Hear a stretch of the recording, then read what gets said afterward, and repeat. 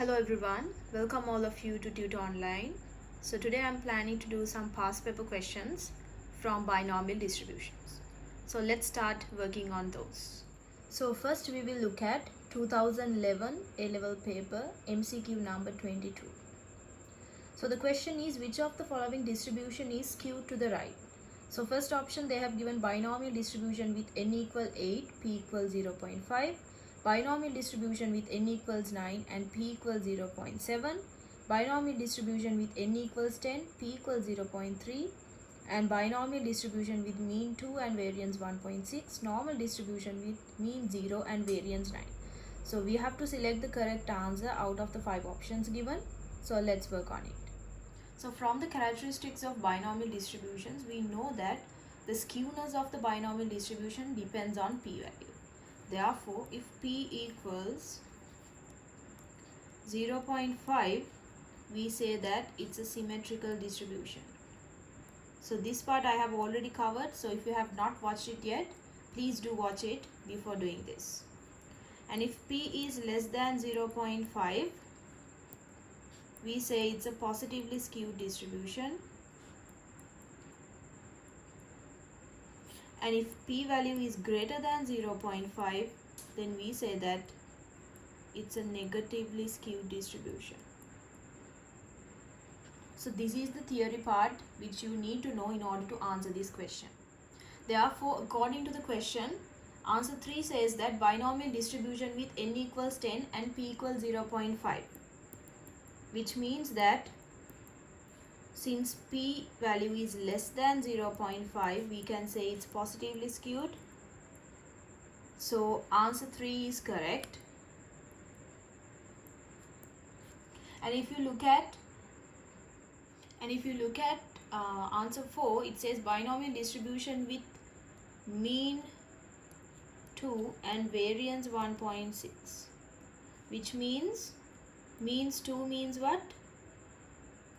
NP equals 2 and NPQ equals 1.6. So from this you can find the value of Q.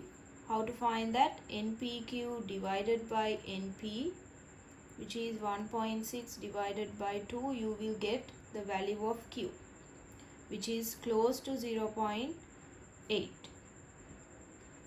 which is 0.8. So 0.8 means that p equals 0.2.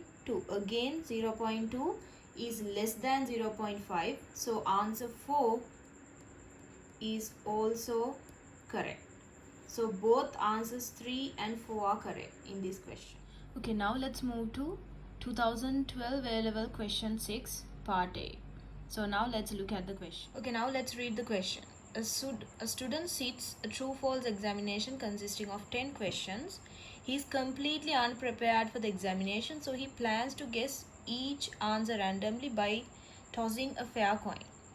So part A, compute the probability that he guesses correctly at least 5 times. Compute the probability that he guesses correctly at least 9 times.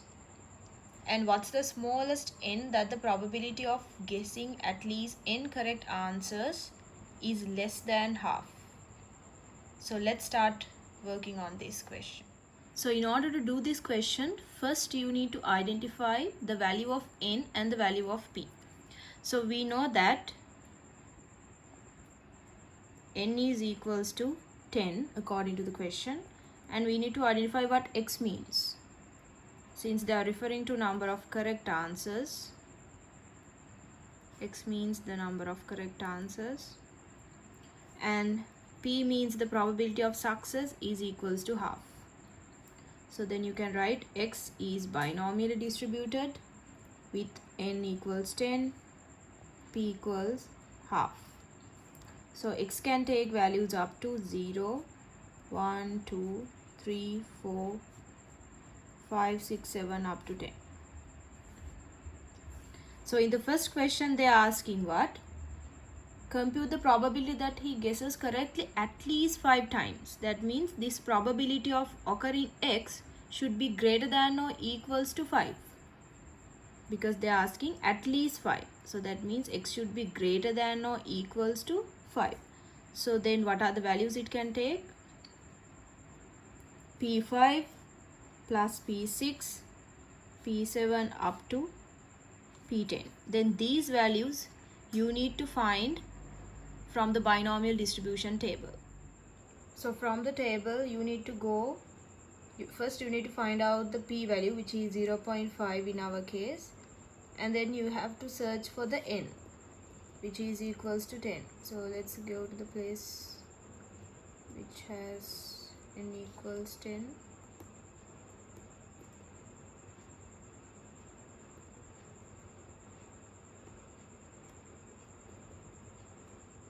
Yes, here you have N equals 10. So then, we need P5, which is here. Sorry, P equals 0.5, which is this column, and you need to go all the way down until you meet P5. So you can see 0.246, that is P5. 0.246. So P6 is 0.205 plus 0.1172. Likewise, you need to add. So after getting those values from the table, you just have to add these numbers and you have to get the total, which is equals to 0.6231. So that is the answer for the first one.